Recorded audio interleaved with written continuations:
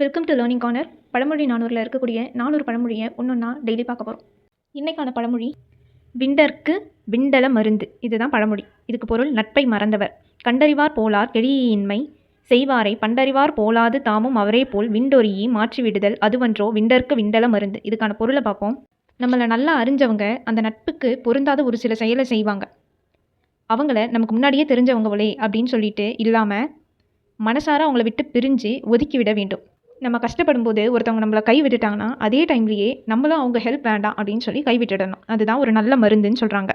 நண்பராக பல நாட் பழகியும் கூட ஆபத்து காலத்திலே உதவாமல் அறியாதவர் போல் நடந்து கொள்ளும் நட்பு திண்மையற்றவர்களின் நட்பை கைவிட்டு விடுதலை சிறப்பு. அதை தான் விண்டிற்கு விண்டல மருந்து அப்படின்றது பழமொழி. நட்பை மறந்தவர்.